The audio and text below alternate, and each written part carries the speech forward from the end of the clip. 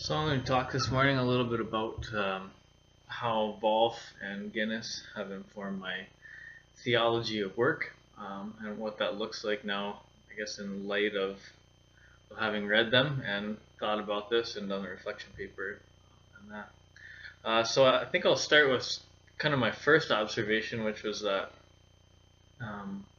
work is not a bad thing.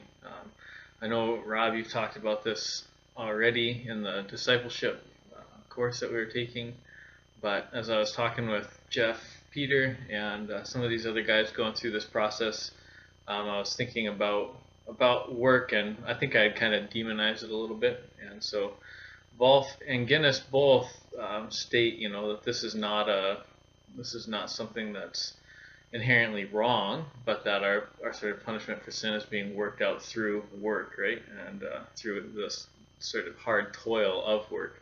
And so being responsible for things or having to work toward those ends is not necessarily a bad thing. And so with that in mind, with this idea that we're not being punished through the work that we have to do, it opens up a whole, or that rather that we're born with the need to work, that's a necessary part of humanity, and so that kind of opens up a whole new theology of work, in terms of what it is that's supposed to look like, with the toil included. So Volf, he talks a lot about something that I resonated with, which is that the Spirit is at work, and that we join with God's work in the universe, or sort of cosmically, through our everyday activities. And so this was kind of paralleled with what Guinness was speaking on when he spoke about. I'm just doing a little video for them. Okay. So this is just paralleled with what Guinness was talking about when he talks about primary and secondary calling. And so I would see the primary calling being that God has a work ongoing in the universe. This is sort of His eternal plan. It is accomplished in Christ, both not yet but already, right? And this is something that I, as a Christian, as a follower of Christ, am commissioned to as a sort of human being, right? Where I need to make Christ known and I need to glorify God. And so this is sort of the primary task of all Christians, right? Is to glorify God and to make Him known. And so with that in mind, then you have this whole understanding of secondary callings that might come out of that, right? And so a secondary calling might be me being a children's pastor, but I don't think that totally negates the work that I did previous to joining the intern position here. So that could be worked out in the cafe. When I was in Mexico, there's a lot of different people that we would have met, and a lot of different opportunities for making God known. That happens all the time wherever I go. And the same was true when I was in Garden Hill with the First Nations in Manitoba. There's all kinds of opportunity to make God known, and so this is sort of the secondary task, right? In Manitoba, I was doing retinal imaging, I was doing maintenance work, worked at a fishing lodge. Now I've done the cafe. I worked at the cafe here in Princeton, and now I'm doing this intern position at the church, working with children. And in all of those are opportunities to glorify God and make Him known, but they're all sort of secondary outcomes, as I shape kind of how I'm going to glorify God and make Him known. Although I do think too that with the internship, it is sort of different being in ministry, sort of proper or whatever, where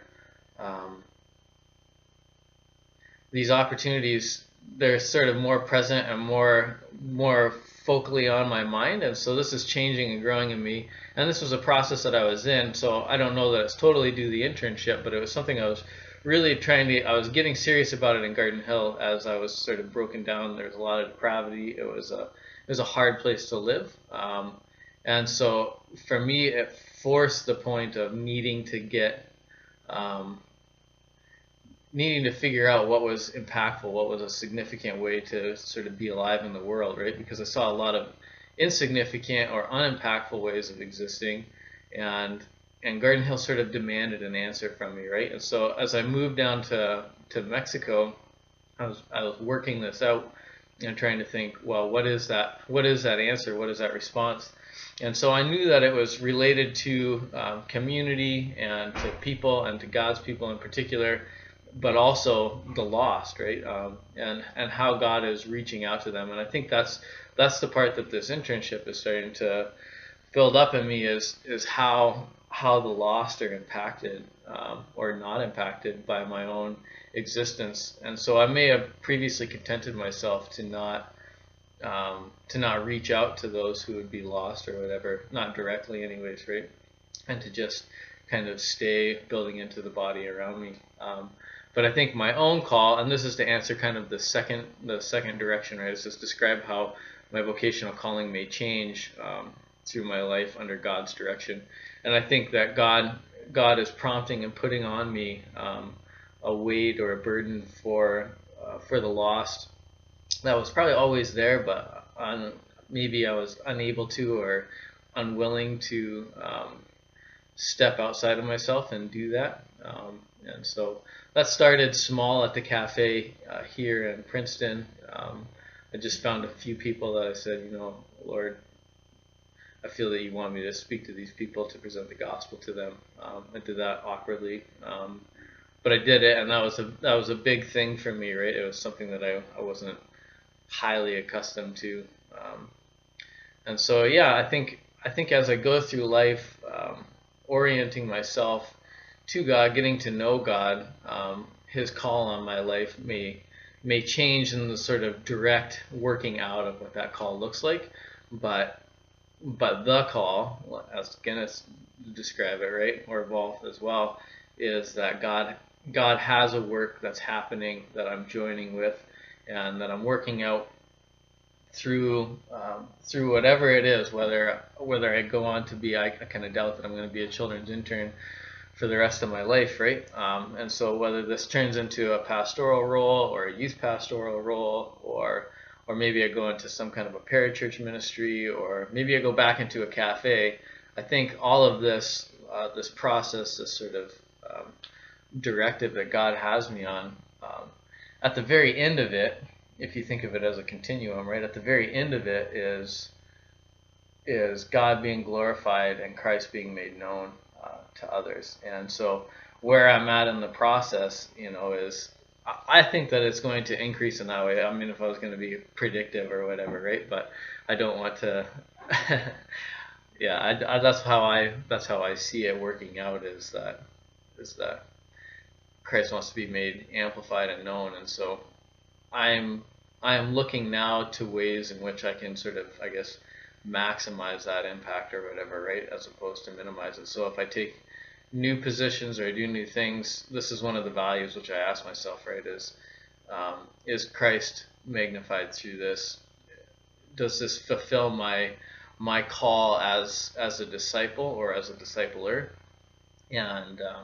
And if so, is it more effective at doing so than what I'm already doing, or is it less effective at doing so than what I'm already doing?